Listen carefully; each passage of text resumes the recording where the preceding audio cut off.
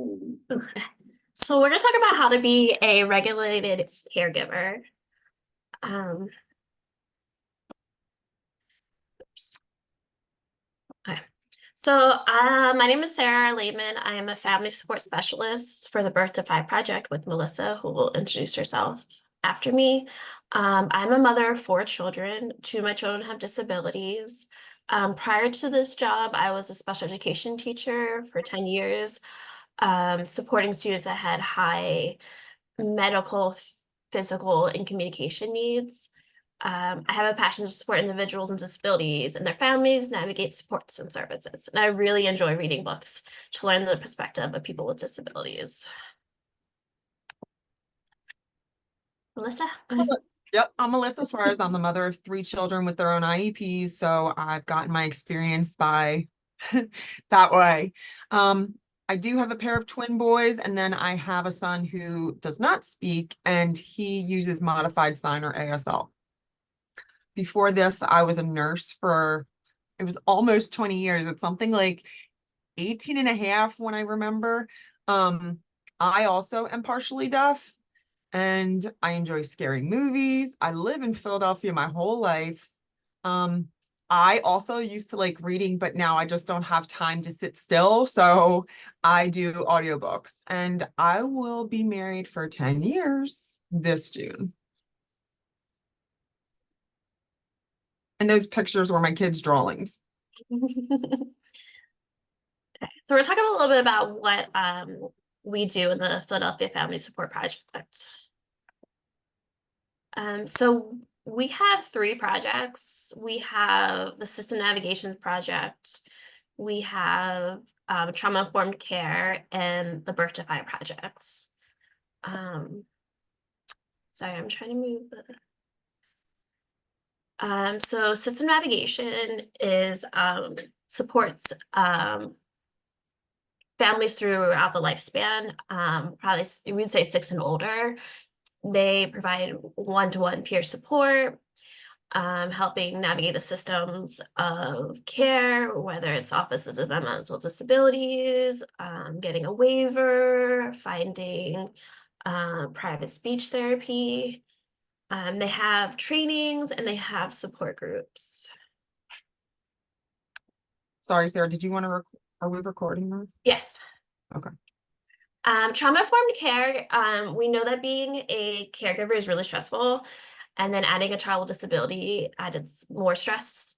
So we just kind of want to relieve and help you cope with the stress. So we offer referrals and financial support for therapy. We have support groups, and again, we can provide peer-to-peer support if you need a listening ear or a shoulder to lean on. All of us at work for the Philadelphia Family Support Project are caregivers ourselves of children with disabilities. And then this is our Melissa and I's project, Birth to Five project. So we're supporting families 0 to 5.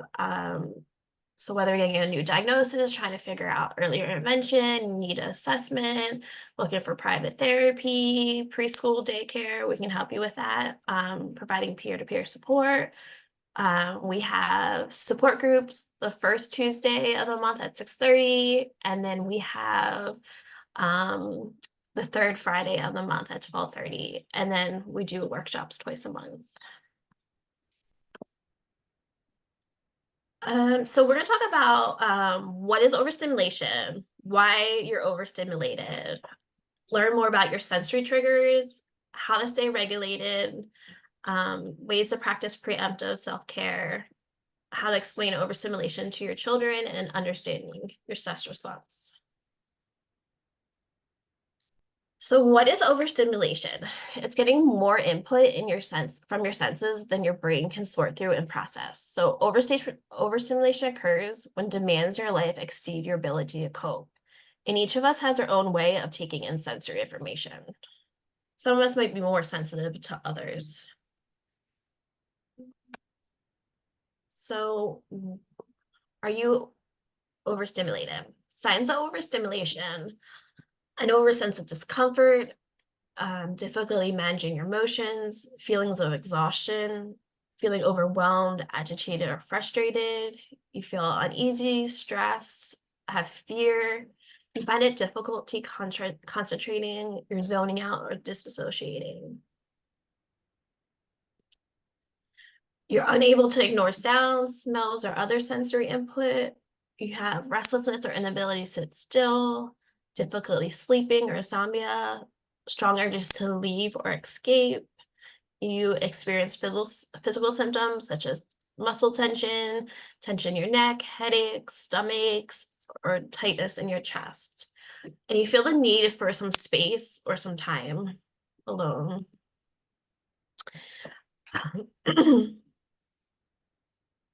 uh, Signs that you're overstimulated, you feel touched out, like you do not want to be touched by anyone, not wanting to be hugged, and that's hard when you have kids. You're covering your ears or your eyes. There's extreme sensitivity to clothing and textures, and lack of patience. So you're probably thinking to yourself, I need a moment to myself. I can't gather my thoughts. I can't take another question or request. I can't stand this noise. Can everyone please stop touching me? Or I need 1 minute to think. Mine is very much, I need 1 minute to think. I say often. I tell them to give me a minute. I think give me a minute. Yeah, I need 1 minute to think. Um, so why are we overstimulated?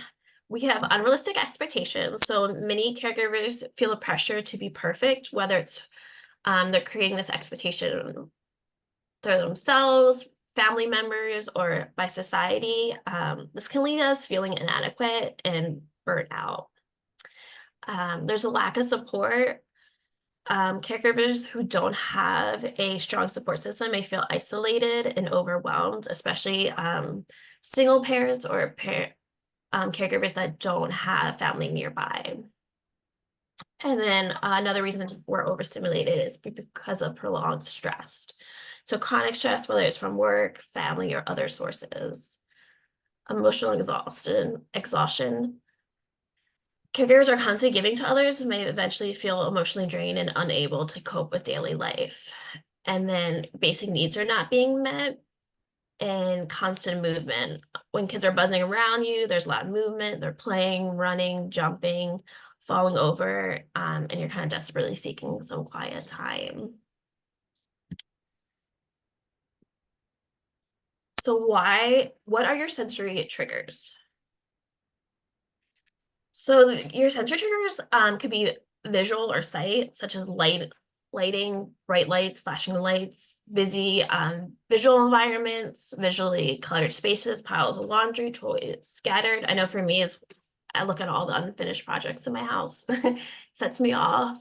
Um, Overwhelming patterns or designs or certain types of visual media, like fast-paced movies, video games, computer screens, tablets, phones. And then another trigger can be sound auditory, loud noises, sudden bursts of sounds, background noises, high-pitched or piercing sounds, repetitive or constant noise, music, fast or erratic movements, intense excessive physical activity. So think about barking, chirping, tapping, clicking, chewing, crunching, swallowing, slurping, whistling, crying, whining, yelling, the banging of toys or the blaring of the tablet or television. Um, these are some sounds that could be overstimulating. Also, there's smell, like certain foods or cooking smells, household odors, perfumes, colognes, aftershaves, cigarettes or smoke, and candles are some examples of smell. And taste, specific textures like smooth and crunchy, hot or cold food, or particular flavors of food. Sorry. And then there's tactile or touch, unwanted personal contact, hugs, kisses, cuddling, light or gentle touch, lack of personal space, clothing that's too tight or too loose, certain fabrics or textures, wet or sticky sensations, extreme temperatures, and humidity or dryness. So what are some of your sensory triggers? I can start. Mine is definitely clutter, unfinished projects. If a room is very like dark when it's changing from day to evening, I don't know why, but that's something that sets me off. Um, and I unwanted personal touch is a really big one for me. And a lot of noise of just different background noise, kids yelling, chewing, screaming. I get very overstimulated quickly by noise. I don't know if Melissa, you have. I just tune it out at this point. I think I began that training from when I had twins. I was just tuning things out. Um, Lots of things on there. I think like I've always had like taste sensitivities, but I didn't realize that like especially when I'm stressed out, I like eat things that I don't normally like to eat, and the things that I do like I suddenly don't like. So I've gotten a lot of that kind of stuff. And then I think you shared about the repetitive constant noise. I can't stand the repetitive constant noise. Like if my kids are going, mom, mom, mom, mom, that'll get me right away. Yeah, They, sometimes I, like the phone's on, I mean the phone, the tablet's on, someone's watching the tablet, someone's watching TV, someone's listening to music, and I just like, I am done. oh yeah, especially if it's competing with something that I'm doing. I don't know if anybody else wants to share. Yeah, and then Melissa. Oh, okay, these are my slides. Yeah. So how to stay regulated. So how do we stay regulated? First thing we got to do is identify our sensory triggers.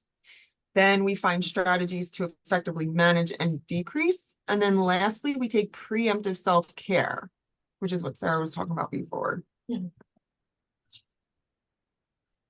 Identifying your triggers, it will help you learn to recognize situations or things that cause you to be overstimulated. Then once you have identified them, then we go on to the next step. But I think the first step, identifying your triggers, is rather important because for many of us, myself included, it's not something we think about. Like I didn't think about how my sensory processing really kind of makes me irritable, makes me snap at my kids, those kind of things.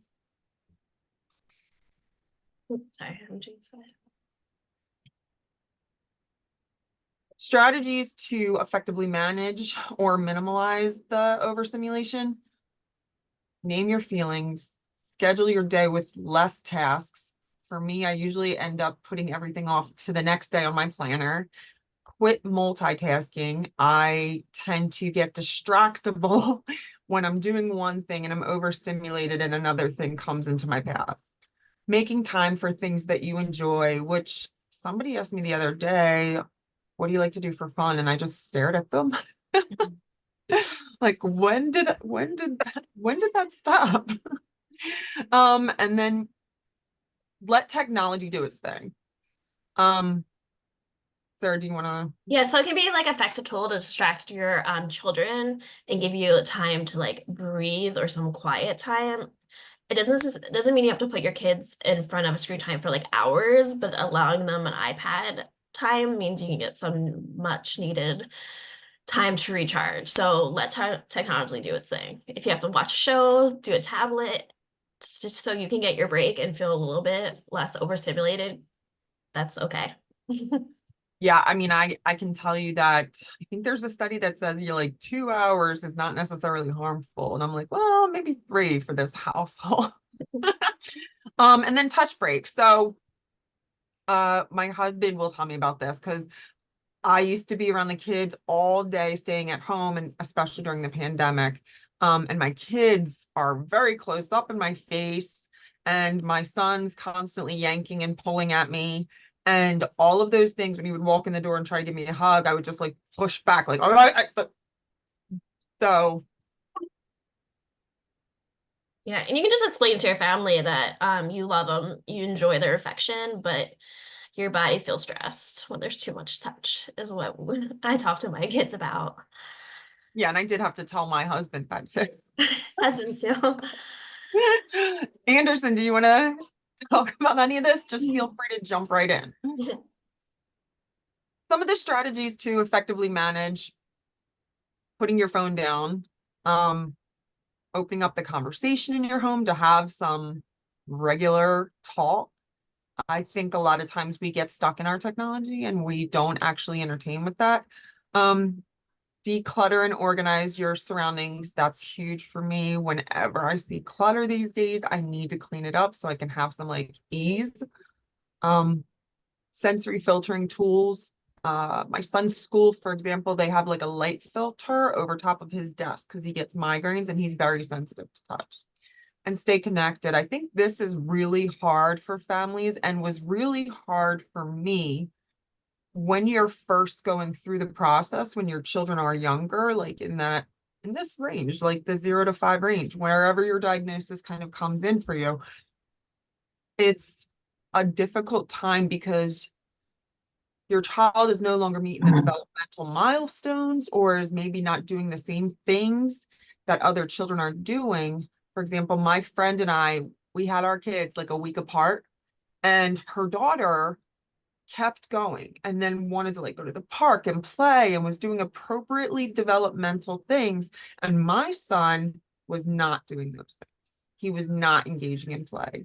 And so that became, well, we don't talk to each other that much anymore. Not that we're not friends, but like we were together every day and we very much grew apart because of that.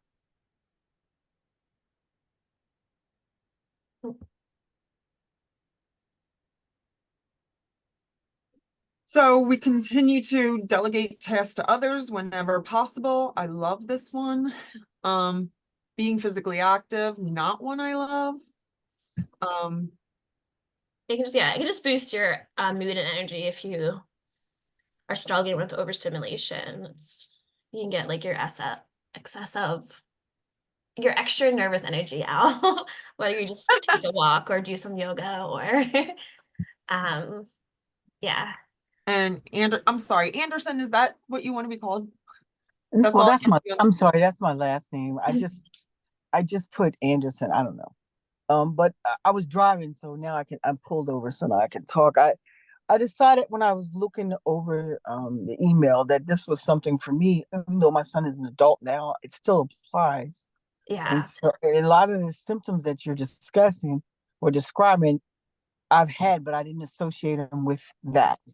So that was, you know, an aha moment for me that some of the things that you said, that's the reason why, like the noise and all the unfinished projects. Like I can relate to that. I'm looking around like stop packs of clothes, piles of clothes that need to be washed, or something I started I just didn't finish. I'm like, when am I ever going to get to it? It seems like never. That kind of stuff, and that's kind of frustrating. So yeah, Yeah. okay. I'm glad you brought that up because I was thinking the same exact thing. And my kids are a little bit older. They're 11 and Mm. 7. So not necessarily in the 0 to 5 bracket, but absolutely still applies because this is like kind of generalizable to anybody who has anything. It could even, apply if you're like a pet parent. Well, is this support group just for young children, parents with young children? Because my son is an adult. No, this is totally fine. Yeah. We Okay. just work with the Birth to Five project, but it can be for any age to attend the Mm, workshop. okay. And what about the support groups or whatever? So support groups, so There there's are one for several. adult kids and system navigation. If you wanna, if you wanna give us your information, or if you look on our Vision for Quality website, you can sign up for the newsletter or support groups. So yeah, there's system navigations, which is for adult caregivers who have adult children. So what information would you want? My email and phone number? Sure, Okay, I'll put it in the chat.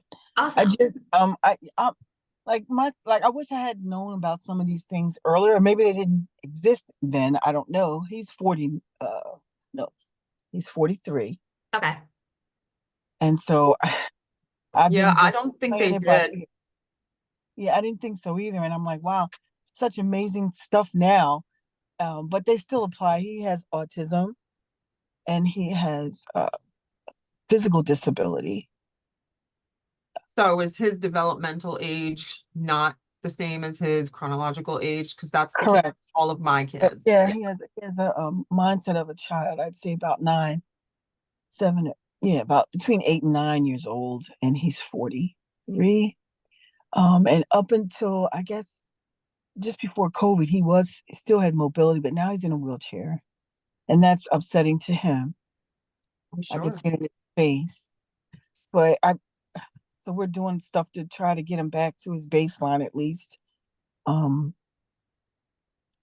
Hopefully, when we do the test, the neurological stuff, that it's not permanent, that it's something that I believe it's not, because he's doing PT now and he's improving.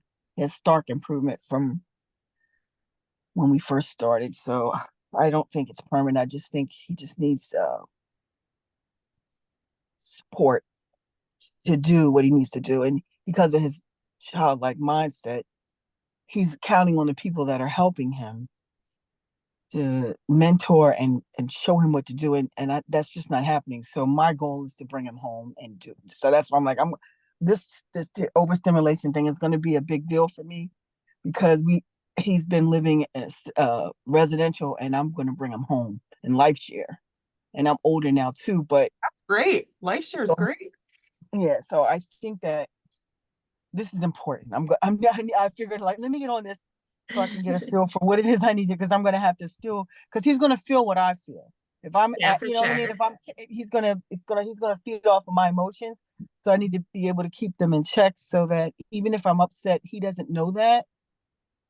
So I Yeah. can keep him in a good space. Yeah, that's a good point. I mean, I think it's great that you've identified that your mood or tone comes across and he picks up on it. And I think to your point earlier, I think being put in a wheelchair for anybody, regardless of disability, is really just upsetting and depressing for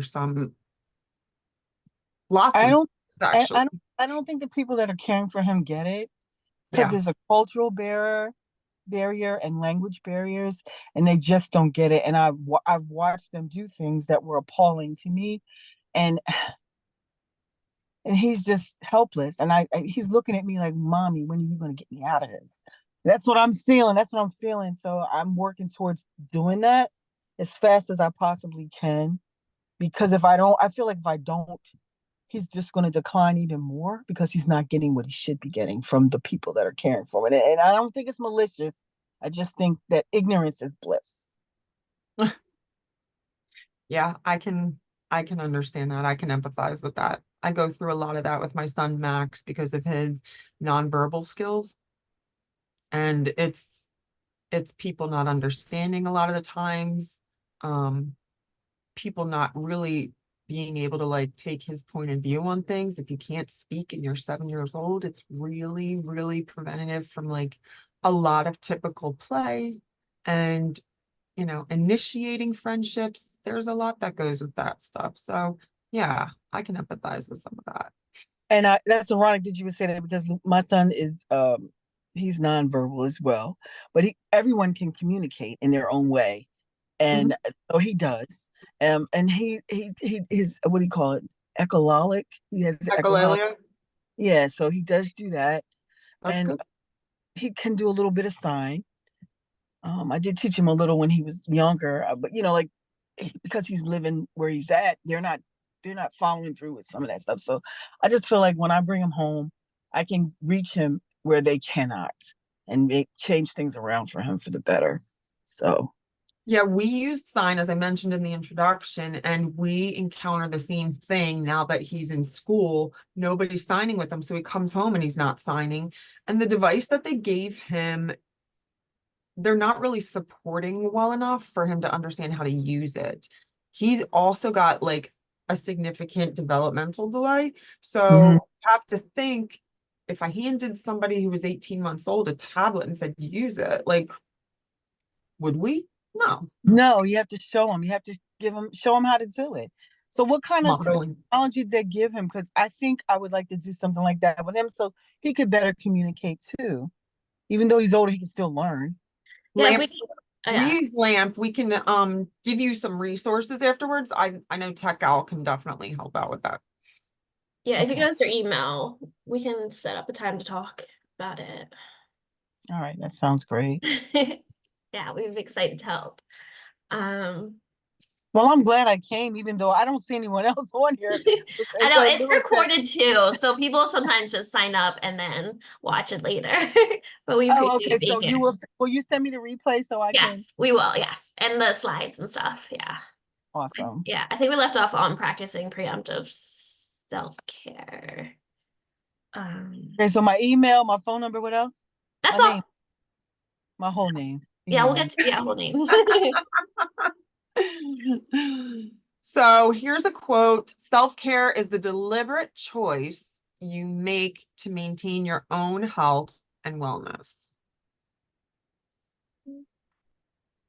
I copied and pasted that and made it my screensaver because I read that when I Right. So like, so do you want to share about like what that actually means to you? Like what the quote means? No it's pressure. no, I'm a strong advocate for that. Like I was just like I have two children with special needs, and they're both adults, and it seemed like for the last 2 days, both of them had appointments on the same day at two different locations, and so I did that. But people don't understand. I'm like, I'm tired. I just need emotionally and physically tired because of the information that was given to me about each one of their diagnoses. They're both on different ends of the spectrum, mental health spectrum. That's exasperating. It's overwhelming. And the thought I'm getting older, they're getting older. What's going to happen to them? What's going to happen to me? All of these things that come up for me. And so I just couldn't do anything. I didn't want to talk to anybody. I didn't want to do anything. But at the same time, I decided that, okay, you're not taking care of yourself. So I went and got my hair done. I got a pedicure Nice. and I That's gave good. myself, yeah, I so I could feel good. So I might feel like crap on the inside, but I look fabulous on the outside. Well, you know, when you start to feel good about yourself because you know you're dolled up or whatever, that starts to feed into some better headspace as well, which brings us to the next slide. It's the goal is to create those meaningful, sustainable practices. So doing something like that is absolutely one of those things that I would consider right here. Um, Okay. Trying a variety of self-care activities. So I did this during the pandemic because I was losing my mind. And so I started doing sewing, I started painting, I did mixed media, and I found out that I am not an artist or a I am not, but I still enjoyed the process of it. I Mhm. liked the feeling of having created something. And I started to give them out to my friends and my family, and they were like, these are so ugly. Aw. But I totally didn't care. I enjoyed the process of making them, which was something I hadn't experienced in like other activities that I had. Um, make a list of the activities. So then during the pandemic, it was like a mental list. If I ran out of paint, oh, I can try this again. Or, hey, I haven't done sewing in a while. Maybe I can try that again. Or we were sewing up stuffed animals for my kids. And I tried to get them to do it too, to sew. So it became like an activity for all of us. And pay attention how you feel during those things. And that's what I mean when I say enjoyed the process. That's exciting. Yeah, it was fun. Well, So, for me, it's I don't mean to. I'm sorry, I didn't mean to cut no, you go off, but ahead. No, go. for me, it's writing. So I I've been writing for my church magazine, and then I had this during the holidays. My other son disappeared. He just walked off, and we didn't know where he was for 22 days. Wow. Oh, So yeah, so I wrote a book about how I felt and how I got through it. So it's 22 days of prophetic praise because I'm a religious person. So instead of dwelling on the fact that I didn't know where he was and feeding into my fear, like, oh my God, it seemed like every time I heard something on the news, it was missing body parts and people disappearing and stuff like I'm like, oh no. I turned the news off, first of all, and I just decided that I was going to be grateful for what I did have and what I did know and just read scriptures and stuff like that. So I wrote a book on that. And then so writing is my thing. That's basically all I wanted to say. But that's That's amazing. I can't imagine going through that. And I'm sorry you had to go through that, but thank you for sharing that. yeah, for New Year's I was looking in wooded areas and Oh no, that would subway be. stations in the Philly because I didn't know if he was in Philadelphia or if he was in Westchester because Philadelphia is a trigger for him. But so he's in Westchester, as far away from Philadelphia as possible. So we were in wooded areas, and oh my God, nothing. And then he just showed up, and he still can't tell me where he was or what happened. Just he showed up. He walked so much that his shoes came off his feet. Oh no, how scary for him too. Yeah.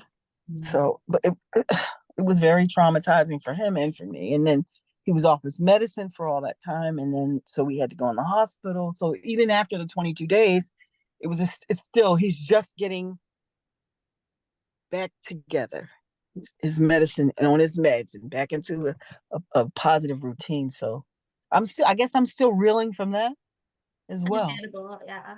It's difficult. Yeah, that's traumatic. And that's kind of like what we were talking about with trauma-informed care. I mean, like we experience trauma as caregivers. That's a thing. It's an actual thing. But you had a really traumatic event. Um, yeah. So I mean, doing this, setting realistic goals and doing things that you can for yourself. Like you were praying and then you wrote a book, and that's how you kind of transform that negative experience. You schedule me time that's non-negotiable. And I'll tell you that the easiest way for me to do this is to make an appointment and do it elsewhere. Because if it happens in home, I tend to not do it unless it's Mm. like a webinar, because I'm a nerd. I enjoy webinars. If you have a few minutes to spare and the activity does not match that, then we have to reevaluate how we can get those in. And adopting a positive mindset, recognizing that self-care is not selfish, but necessary for everybody's health and well-being. Yeah. So, some preemptive self-care activities is deep breathing, taking deep breaths in, holding it for a bit and out, using sensory tools. I put headphones in my ears when I don't want people to talk to me. Oh, Meditation, because even if they talk to me, then I can just pretend I didn't hear them and just ignore them. Side note, don't tell anyone in my family about that. Meditation or guided meditation, I prefer guided meditations because I struggle with like my thoughts wandering during meditation. We also use essential oils in our household. I told you about the activities that we were doing over the pandemic. Reading was not one that I could get my kids to do, but I did read to them because they don't enjoy reading. It's hard for them. Scrapbooking and journaling is a new thing that I'm trying to get into, but when I do it, it just looks like the page has vomit all over it because I'm just like, I got everything everywhere and it's way over the top. And then practicing yoga and stretching. I enjoy yoga and I'm fairly experienced with yoga, but not in a way that I would ever feel like teaching anyone. But it's a good practice. It's very relaxing. what is your name? Melissa. Melissa. Wow, you sound like my twin. I mean, because I all of those things that you said are the things that I do that make me feel good. That for self care, the meditation, the candles, the oils, the all of that. That's what I do.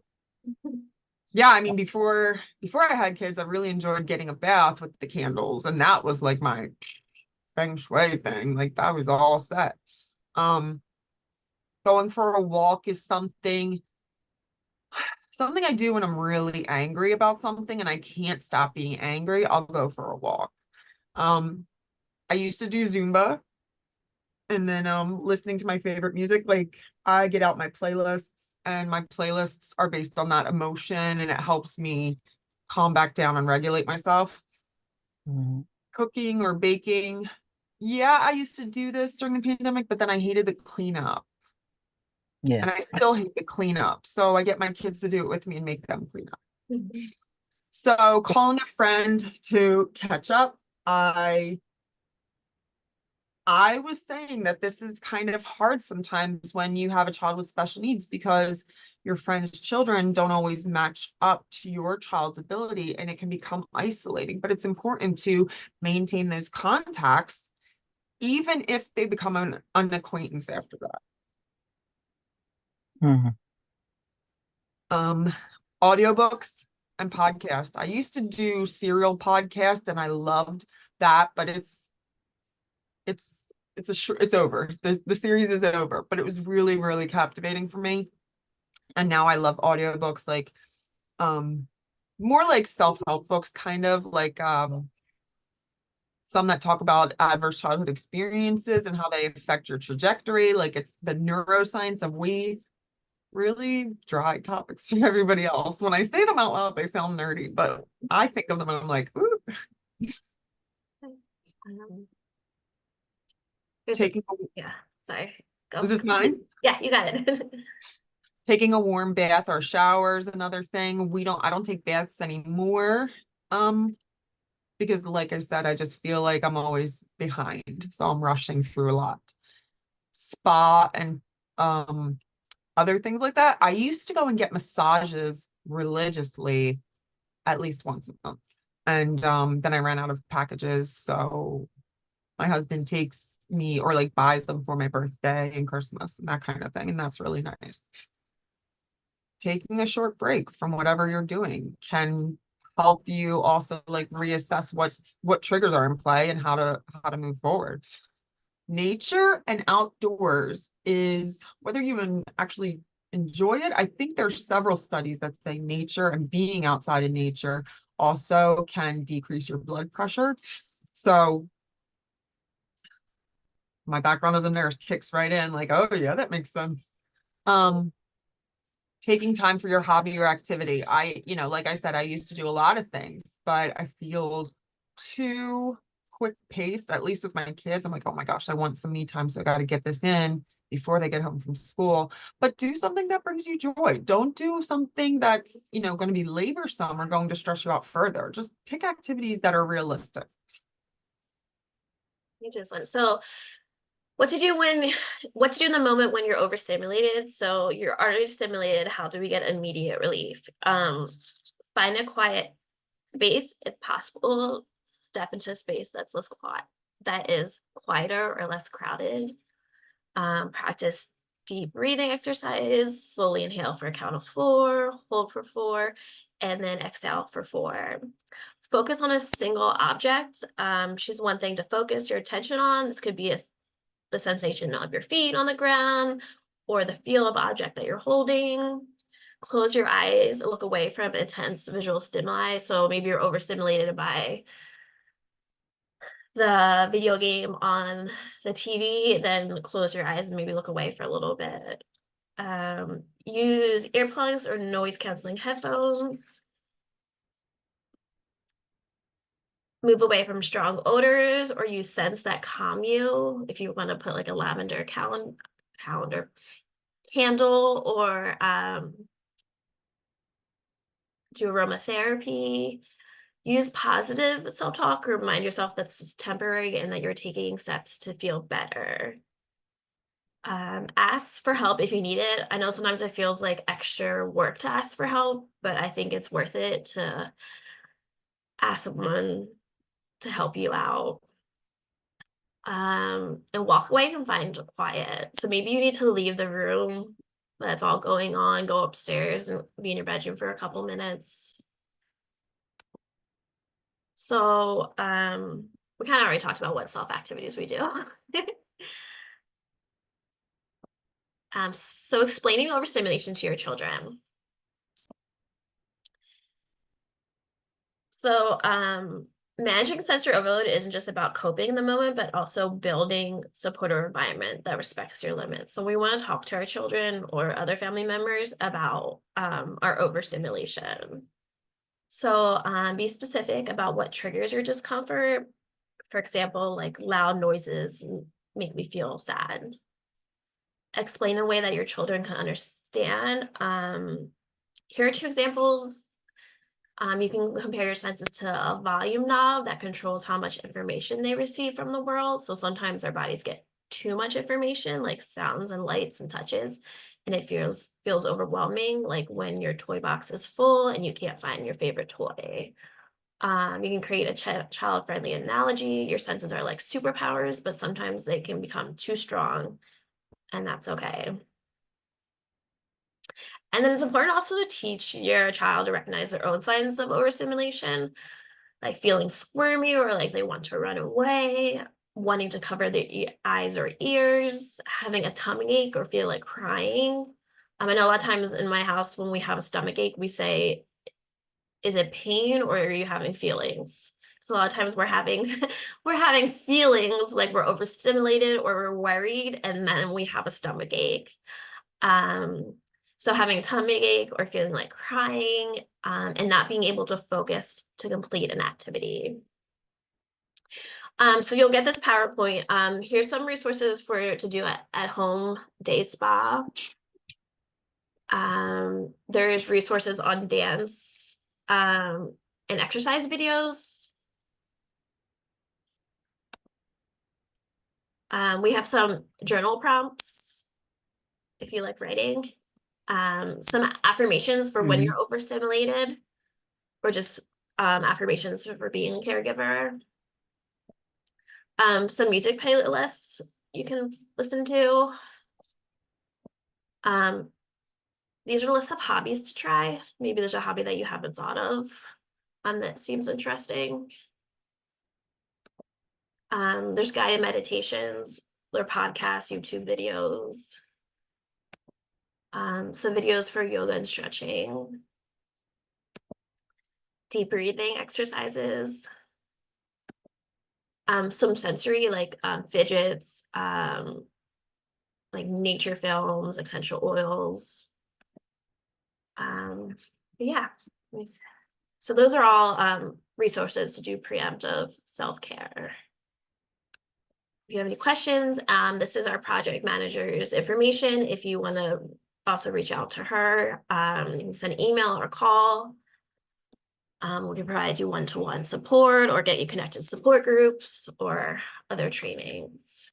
She would also be the person you would contact for a more specific age group if you're looking for that for your Okay. yourself and your son. Mhm. Or trauma-informed care is also like very, very, very, very focused on the caregiver.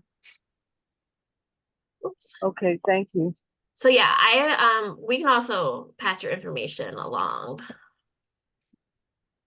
Appreciate